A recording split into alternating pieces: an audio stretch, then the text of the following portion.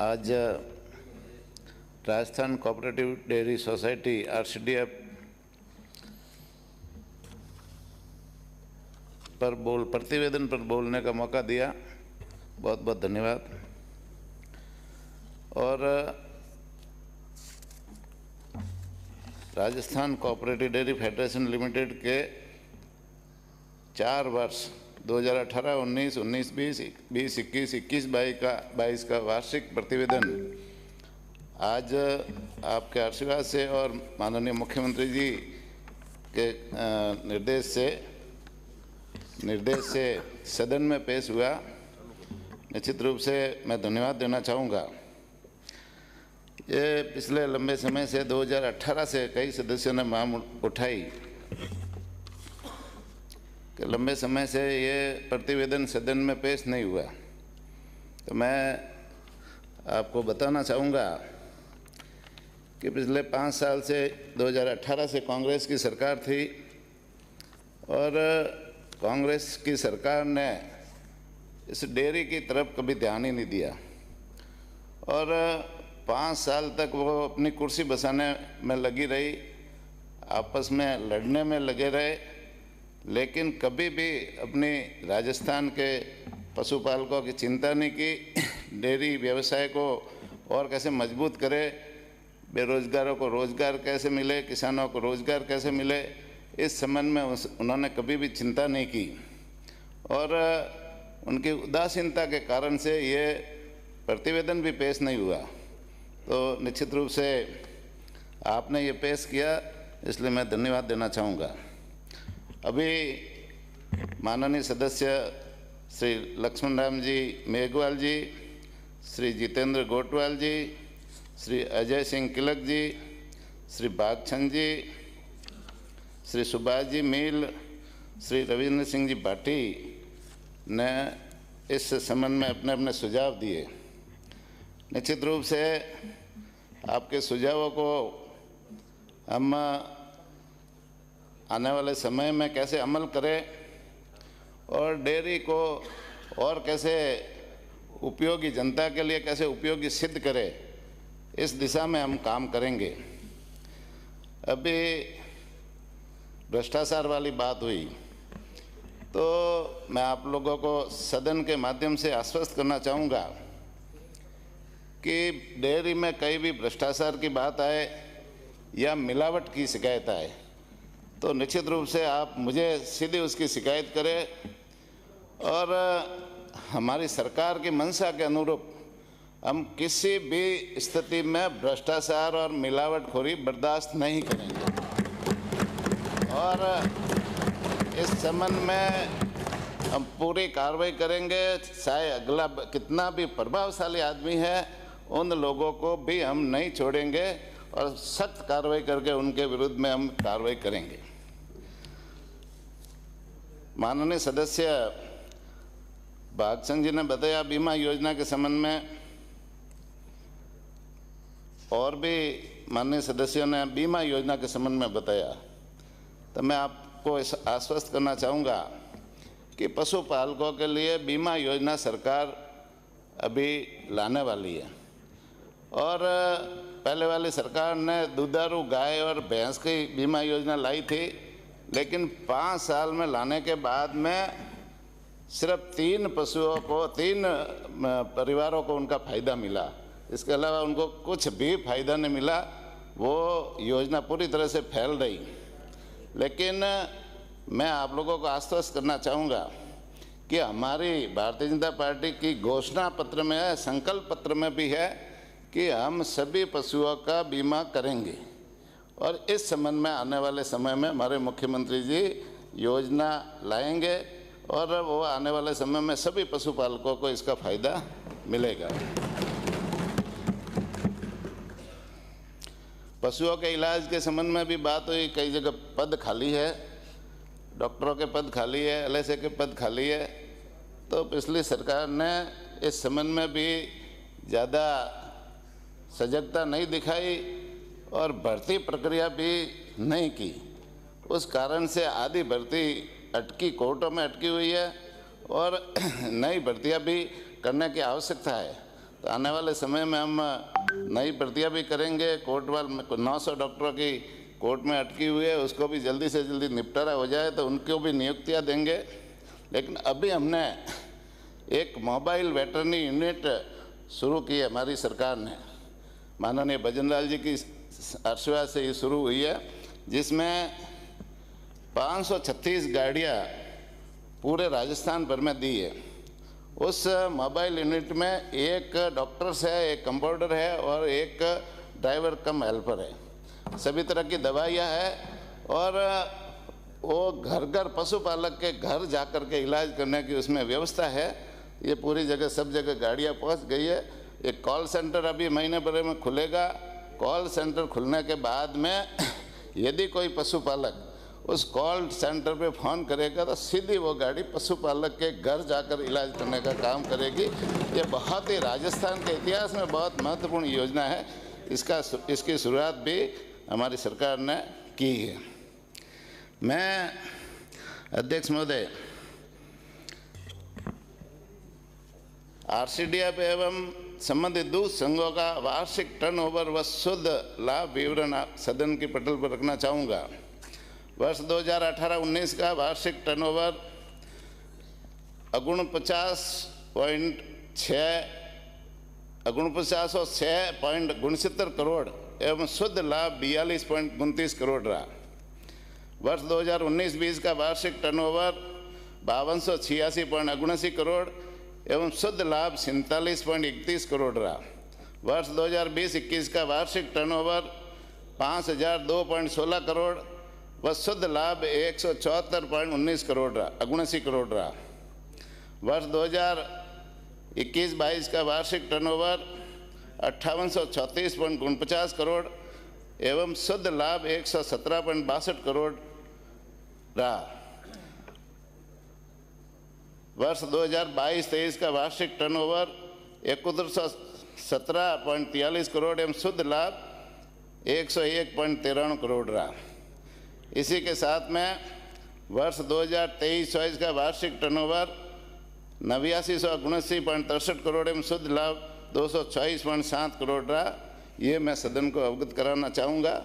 मैं अध्यक्ष महोदय आश्वस्त करना चाहूँगा कि हमारी जो RCDF है, निश्चित रूप से आज जैसे कई सरकारें भी घाटे में रहती है और अपने घाटे वाला बजट पेश करती है, लेकिन RCDF का जो ये इतने सालों का जो टर्नओवर है और निश्चित रूप से जो मुनाफा है, हर साल निश्चित रूप से मुनाफे में है, कहीं पर भी RCDF घाटे में नहीं है। तो ये निश्चित रूप से हमारे राजस्थान के लिए ये गर्व की बात है। अभी RCDF के मार्फत गांव-गांव में सभी जिलों पे संघ खुले हुए हैं और उन संघों के मार्फत गांव-गांव में समितियां खोली हुई है और समितियों के माध्यम से दूध का कलेक्शन होता है। निश्चित रूप से RCDF जो एक सहकारी संस्था है और आर्थिक रूप से कमज़ोर लोगों को संयुक्त रूप से कार्य करने की प्रेरणा देता है। दूध समितियां, दूध संघों और RCDF ने राजस्थान भर में सहकारिता की मुहिम से बेरोजगारी को दूर करने, महिला सशक्तिकरण में योगदान देने, किसानों व पशुपालकों को आर्थिक रूप से मजबूत करने में अपनी महत्वपूर्ण भूमिका निभाई है। अध्यक्ष महोदय, मैं आपको इस सदन, आपके मार्फत इस सदन को अवगत कराना चाहूँगा कि राजस्थान दूध उत्पादन के क्षेत्र में 3.30 करोड़ मैट्रिक टन दूध उत्पादन के साथ पूरे भारत में दूसरे स्थान पर है।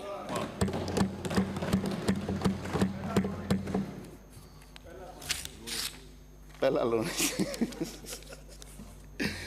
साथ ही साथ अध्यक्ष महोदय, मैं सदन को अवगत कराना चाहूँगा कि राजस्थान में RCDF के अंतर्गत कुल 24 डेयरी संघ हैं और उनमें 18,811 समितियां बनी हुई है। इन समितियों के माध्यम से दूध का संकलन होता है, जिसमें प्रति वर्ष अनुमानित 12.28 लाख मैट्रिक टन दूध का संकलन होता है। और ये राजस्थान है ना, इस डेयरी के मार्फत में जो दूध संकलन करने में गुजरात और कर्नाटक के बाद में तीसरे स्थान पर है। तो निश्चित रूप से दूध का जो है, डेयरी का जो कार्यक्रम है और इनका जो कार्यकाल है, निश्चित रूप से राजस्थान के लिए और पशुपालकों और किसानों के लिए भी गर्व की बात है। डेयरी के माध्यम से गांव-गांव जो समितियां बनी हुई है, उन समितियों में महिलाओं को सशक्तिकरण के लिए प्राथमिकता महिलाओं को दी जाती है। और आजकल जयपुर डेयरी ने ऐसा निर्णय लिया कि यहाँ पर जितनी भी समितियाँ बनेगी उसमें अध्यक्ष महिला ही बनेगी। तो महिला सशक्तिकरण के दिशा में भी हमारे जो प्रधानमंत्री जी, हमारे मुख्यमंत्री जी चाहते हैं कि महिलाओं को मजबूती मिले, महिलाओं को सशक्तिकरण हो। तो इस दिशा में भी हमारी डेयरी समितियाँ महत्वपूर्ण काम कर रही है। माननीय मुख्यमंत्री जी के नेतृत्व में अभी जो हमारी सरकार बनी, सरकार बनने के बाद में हमने 243 नई समितियों का गठन किया और 13,926 नए सदस्य जोड़े। इससे महिला और युवा में रोजगार भी बढ़ा है। और आने वाले समय में हम चाहते हैं कि गांव-गांव तक डेयरी का व्यवसाय फैले, कोई गांव ऐसा वंचित नहीं रहो जिसमें डेयरी नहीं हो। तो इस दिशा में चरस डेयरी RCDF निश्चित रूप से काम करेगी, जिससे किसानों और बेरोजगारों युवाओं को रोजगार मिल सके। हमारा लक्ष्य भविष्य में दूध संकलन कैसे बढ़े, इस हेतु नई समिति गठित कर किसान, पशुपालक, महिला एवं युवा बेरोजगारी को डेयरी व्यवसाय के माध्यम से रोजगार के अवसर देने की दिशा में हम कदम उठाएंगे। माननीय प्रधानमंत्री जी एवं मुख्यमंत्री जी की मंशा किसानों, पशुपालकों को आर्थिक रूप से समृद्ध करने के लिए मुख्यमंत्री दूध संबल योजना के तहत खरीद मूल्य के अतिरिक्त 5 रुपये का अनुदान राशि के रूप में राज्य सरकार द्वारा दिया जाता है।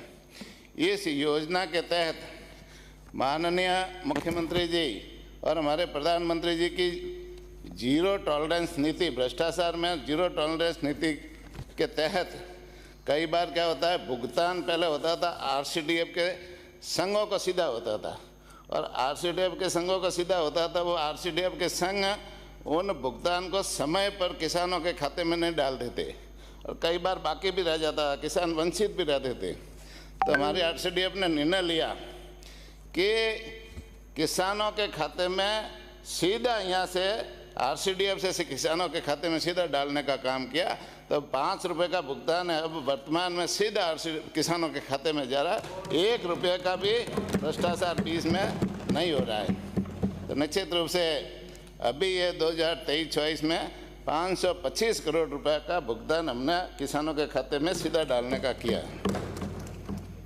दूध संघों द्वारा संकलित दूध से दूध, पाउडर, घी, विभिन्न तरह की आइसक्रीम, छाछ, पनीर, दही, श्रीखंड, फ्लेवर मिल्क बनाकर चरस डेयरी बूथ, चरस पार्लर सहित विभिन्न व्यापारिक संस्थाओं के माध्यम से विक्रय कर आम जन को शुद्ध दूध से बने उत्पाद उपलब्ध कराने का काम राज्य की चरस डेयरियाँ कर रही है। इससे कई बेरोजगारों को रोजगार भी मिल रहा है। मेरा एक सुझाव था, आप नई शुरुआत करते हैं, अनेक की है, धन्यवाद है। आपने लंच ब्रेक किया तो सरस डेयरी की ओर से वो आइसक्रीम वगैरह लंच में आ जावे फ्री, तो सब काम ठीक हो जाएगा। विचार करेंगे, आपके सुझावों पर अमल करेंगे। नहीं, विचार नहीं करेंगे, जब भी मौका अवसर आएगा तब अमल करेंगे। हो गया मंत्री जी, मौके पर अमल करेंगे। माननीय अध्यक्ष महोदय, थोड़ी छोटी सी है। साथ ही मुख्यमंत्री बाल गोपाल योजना में प्राथमिक एवं उच्च प्राथमिक विद्यालयों में दूध पाउडर विद्यार्थियों के स्वास्थ्य वर्धन हेतु आपूर्ति की जा रही है। इसके तहत वित्तीय वर्ष 2023-24 में 12,500 मैट्रिक टन दूध पाउडर, 6,767,327 प्राथमिक एवं उच्च प्राथमिक विद्यालयों में सप्लाई करने का काम भी हमारी डेयरी ने किया है। RCDF इससे संबंध जिलों दूध संघों द्वारा सामाजिक दायित्वों का निर्वहन करते हुए बीमा योजना भी चला रही है और बीमा योजना का फायदा सीधा किसानों को, महिलाओं को, बेरोजगारों को मिल रहा है। तो निश्चित रूप से ये बीमा योजना के सुझाव भी कई माननीय सदस्यों ने दिए। इसका दायरा कैसे बढ़े, ये बढ़ाने के हम पूरे प्रयास करेंगे और इसकी जो भुगतान की राशि कम है 5 लाख से यदि ज़्यादा है तो उसमें भी एनालिसिस करा करके ज़्यादा से ज़्यादा इस राशि को बढ़ाने के लिए हम प्रयास करेंगे। चारे वाला मामला है तो चारे के लिए भी उन्नत चारा बीज उपलब्ध डेयरी द्वारा करवाया जाता है, जिसमें मुख्यतः ज्वार, बाजरा, मक्का, रिजका, बरसीम इत्यादि सारा फसलों का प्रमाणित बीज वितरित किया जाता है। वर्ष 2023-24 में माह दिसंबर 2023 से 24 तक 9,700 क्विंटल चारा बीज का वितरण हमारी तरफ से किया गया। निश्चित रूप से इसका फायदा भी मिलने वाला है। RCDF द्वारा राज्य भर में 7 कैटल फीड प्लांट संचालित किए जा रहे हैं, जिसमें उच्च क्वालिटी का पशुआहार निर्मित कर किसानों और पशुपालकों को सस्ती दर पर ये पशुआहार उपलब्ध कराने का काम भी हमारी डेयरी कर रही है। मैं माननीय अध्यक्ष महोदय आपको आश्वस्त करना, सदन को आश्वस्त आपके मार्फत कराना चाहूँगा कि हमारे जो प्रधानमंत्री जी हैं नरेंद्र मोदी जी, हमारे मुख्यमंत्री भजन लाल जी जो चाहते हैं कि किसानों की आर्थिक स्थिति मजबूत हो, महिलाओं की आर्थिक स्थिति मजबूत हो, युवाओं की आर्थिक स्थिति मजबूत हो, तो ये डेयरी का जो माध्यम है निश्चित रूप से गांव-गांव तक रोजगार मिले। इस डेयरी के माध्यम को हम गांव-गांव तक फैलाएंगे और निश्चित रूप से सबको रोजगार देने का जो प्रधानमंत्री जी की मंशा है उस अनुरूप हम काम करेंगे और आने वाले समय में इसको और कैसे बढ़े इस दिशा में हम करेंगे और विशेष रूप से भ्रष्टाचार और मिलावटखोरों के विरुद्ध हम सख्त से सख्त कार्रवाई करेंगे। बहुत बहुत धन्यवाद। जय हिंद। धन्यवाद।